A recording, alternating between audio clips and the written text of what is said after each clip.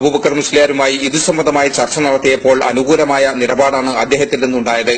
എന്നാൽ രണ്ടാം ദിന നേതാക്കളുടെ നിലപാടുകളാണ് പലപ്പോഴും ഐക്യം യാഥാർത്ഥ്യമാകാതിരിക്കാൻ കാരണമെന്ന് ആലിക്കുട്ടി മുസ്ലിയാർ പറഞ്ഞു.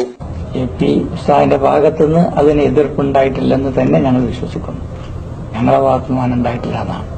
പക്ഷെ പിന്നെ ആരാണ് ഈ കാര്യം ചെയ്തത് എന്നുള്ളതിനെ സംബന്ധിച്ച് ഞാൻ വിശദീകരിക്കേണ്ടതില്ലല്ലോ. ഐക്യം ആവശ്യമാണ്. ചുരുങ്ങിയ പക്ഷം അടിപിടി ഉണ്ടാക്കുന്നതില്ലെങ്കിലും ഒഴിവാക്കത്തക്ക നിലയിലൊരാവശ്യം വേണമെന്നാണ്. അവിടെയാണ് നമ്മുടെ ചെറുപ്പക്കാരുടെ,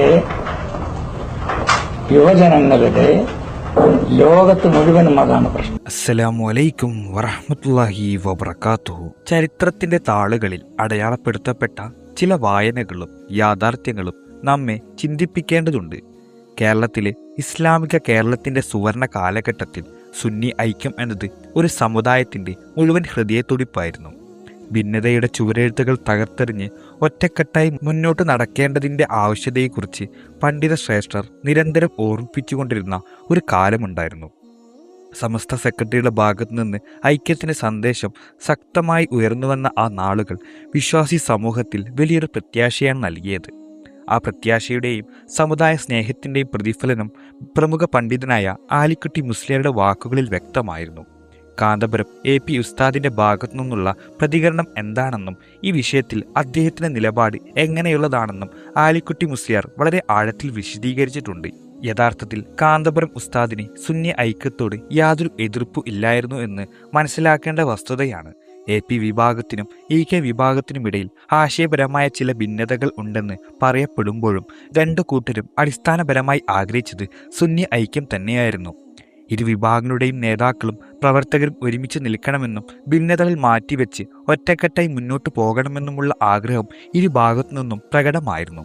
എന്നാൽ ഈ വിശുദ്ധമായ ലക്ഷ്യത്തിലേക്ക് സമൂഹം അടുക്കുമ്പോഴൊക്കെയും അതിനെ തകർക്കാൻ ചില ദുഷ്ടശക്തികൾ നിരന്തരം ശ്രമിച്ചുകൊണ്ടിരുന്നു. സമുദായത്തിനുള്ളിൽ ഭിന്നത നിലനിർത്തി സ്വന്തം സ്വാർത്ഥ താൽപ്പര്യങ്ങൾ സംരക്ഷിക്കാൻ ആഗ്രഹിക്കുന്ന ചില ബാഹ്യശക്തികളാണ് ഐക്യശ്രമങ്ങൾക്ക് തുരങ്കം വെച്ചത്.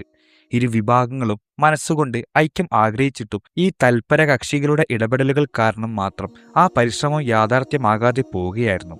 ഇത് ഏതെങ്കിലും ഇന്നത്തെ വാർത്തയല്ല, മറിച്ച് വർഷങ്ങൾക്ക് മുമ്പ് ആലിക്കുട്ടി മുസ്ലിയാർ വളരെ ഗൗരവത്തോടെയും വേദനയോടെയും പങ്കുവച്ച വാക്കുകളാണ്. കാലം ഏറെ മുന്നോട്ടു പോയിരിക്കുന്നു. അന്നത്തെ ആ ഗുരുതുല്യനായ പണ്ഡിതൻ ഇന്ന് നമ്മോടൊപ്പമില്ല.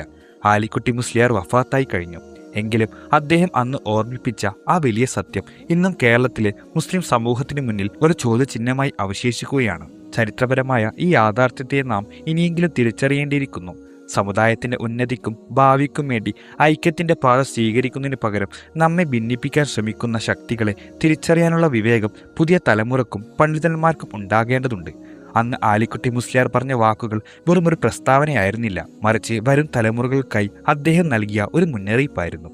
ഭിന്നതകളുടെ രാഷ്ട്രീയവും ഗ്രൂപ്പ് താല്പര്യങ്ങളും മാറ്റി നിർത്തി പ്രവാചകന്റെയും സ്വഹാബത്തിന്റെയും പാതയിലൂടെ ഒറ്റക്കെട്ടായി നീങ്ങാൻ സാധിക്കുന്ന ഒരു കാലഘട്ടത്തിനായി നമുക്ക് ഒരുമിക്കാം. അള്ളാഹു നമ്മുടെ ഐക്യശ്രമങ്ങളെയും പൊരുത്തപ്പെടുകയും സമുദായത്തിന് ഗുണകരമായ രീതിയിൽ ഒത്തൊരുമയോടെ ജീവിക്കാൻ നമ്മെ അനുഗ്രഹിക്കുകയും ചെയ്യട്ടെ. അതുപോലെ ഇന്ന് മരണപ്പെട്ട ആലിക്കുട്ടി മുസ്ലിയാരുടെ ഖബർ നീ വിശാലമാക്കി കൊടുക്കണേ അല്ലാ. നാളെ ജന്നാത്തുൽ ഫിർദൗസിൽ ഉസ്താദിന്റെ കൂടെ സ്വർഗത്തിൽ പ്രവേശിക്കാൻ ഞങ്ങൾക്കെല്ലാവർക്കും ഭാഗ്യം നൽകണമേ അല്ലാ. ആമീൻ. ഈ വീഡിയോ നിങ്ങൾക്ക് എത്താൻ കാരണന്മാർക്ക് വേണ്ടി പ്രത്യേകം ദുആ ചെയ്യണമെന്ന് ഓർമ്മപ്പെടുത്തി ഇൻഷാ അല്ലാഹ് മറ്റൊരു വീഡിയോയുമായി പിന്നീട് കാണാം. ദുആ വസിയത്തോടെ അസ്സലാമു അലൈക്കും വറഹ്മത്തുള്ളാഹി വബറകാതുഹു.